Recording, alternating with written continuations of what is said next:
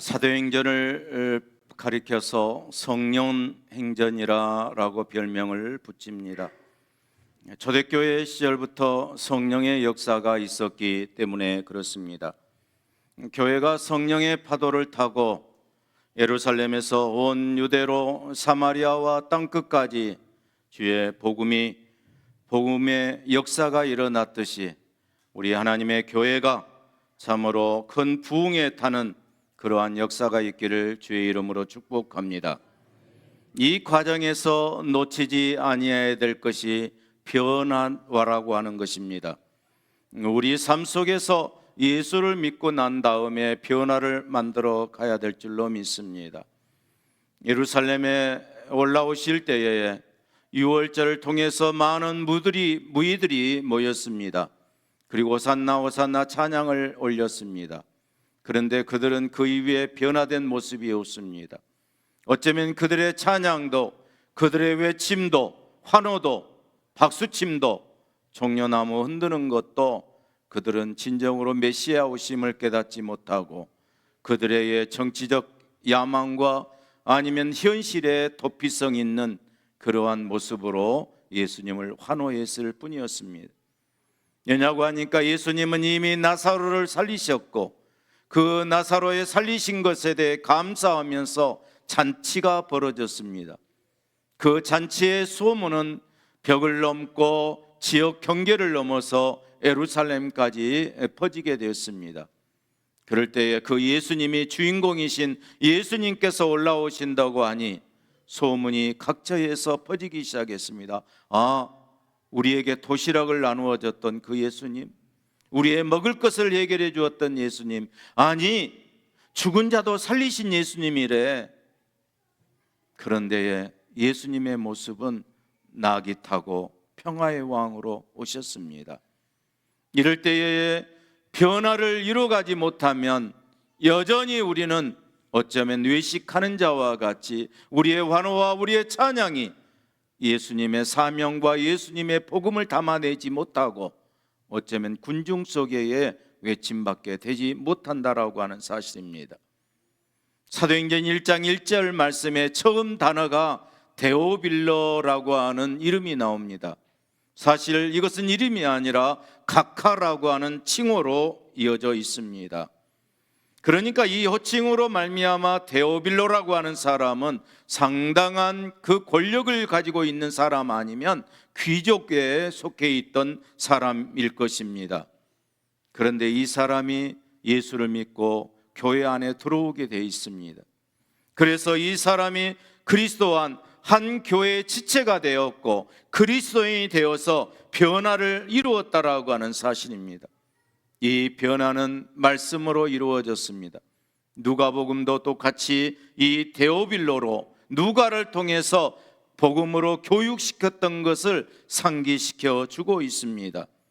그런 예수님에 대해서 말씀과 또한 예수님의 생명의 말씀을 듣고 배우면서 그 안에 생명의 씨앗을 싹틔우면서 열매를 맺는 변화를 이루어갔던 것이었습니다. 데오빌로가 변화를 이루어갔던 것처럼 광주 미문교회 성도 여러분으로 시작하는 21세기의 2026년도 종려주일에 하나님의 은혜가 우리 모두에게 임하기를 주의 이름으로 축복합니다. 변화된 사람이 모여서 교회를 이룹니다. 물론 기계로 찍어내듯이 하지 못하기 때문에 저 변화의 속도도 다르고 믿음의 성화적으로 이제 많이 차이가 납니다. 그러나 우리 교회 한 사람 한 사람 성령의 기름 부음으로 역사로 이런 과정을 통해서 하나님의 은혜가 나타나기를 주의 이름으로 축복합니다. 아무리 모태신앙을 가지고 있어도 예수님을 만나보지 못한다라고 하면 예배가 무거운 짐이 될 수밖에 없고 또한 종려주일이 고난주간이 우리에게 부활주일이 무슨 상관이 있는가라고 생각이 되어질 것입니다.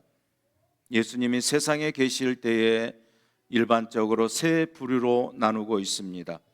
예수님을 믿고 난 다음, 예수님을 만나고 난 다음에 삶이 전혀 변화된 모습입니다. 대표적인 사람이 여러분 사도들 베드로와 12 제자들이었습니다. 베드로와 제자들은 예수님을 만난 후에 그들의 모든 생업도 버리고 그들은 예수님을 따르는 자가 되었고 마지막에 소명자가 되어서 그들은 전도적 선교적 사명으로 살았습니다. 사울도 마찬가지였습니다. 바리새인으로서 기독교인들을 박해하는데 앞장섰던 사람이었지만 다메섹 도상에서 예수님의 음성을 듣고 만난 후에 그의 삶은 복음으로 이방인들에게 생명력을 걸고 전하는 복음의 사역자가 되었던 것을 볼 수 있습니다. 기독교의 수많은 역사가 있습니다. 우리나라에도 참으로 1984년의 세월 동안 하나님의 역사가 그 이후로 많은 교회들이 세워지고 하나님의 나라가 세워졌습니다. 1884년에 하나님의 은혜로 선교사님이 들어오게 되고 그 선교사님을 통해서 복음의 역사가 많은 사람을 변화의 길로 엮어 왔습니다.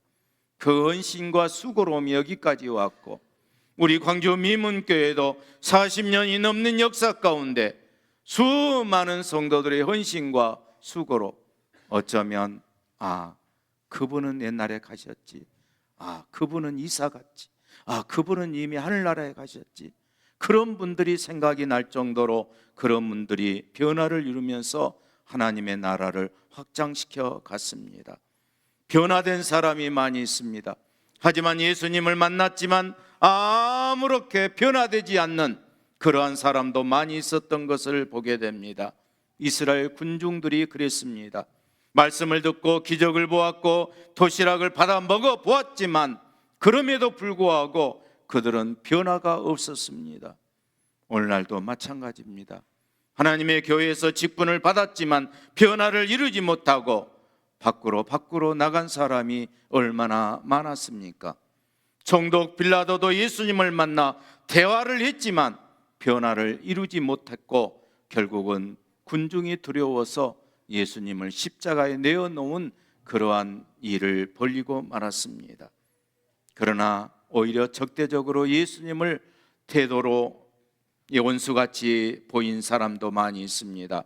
제사장과 서기관과 바리새인 될 수 있을 것입니다.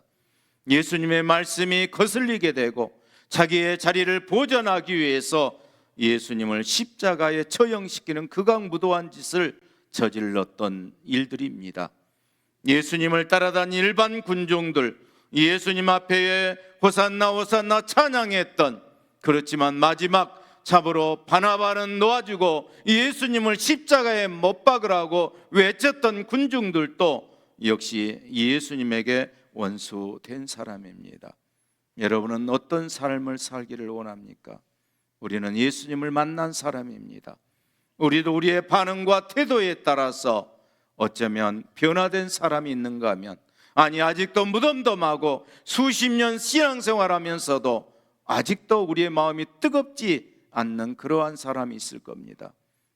어쩌면 우리 가운데에 신앙생활하다가 오히려 박해자가 되고 밖으로 뛰쳐나간 그러한 사람도 있습니다. 오늘 성찬식을 거행할 때에 예수님을 기념하면서 성령의 기름 부음으로 하나님의 은혜의 역사가 나타나기를 주의 이름으로 축복합니다.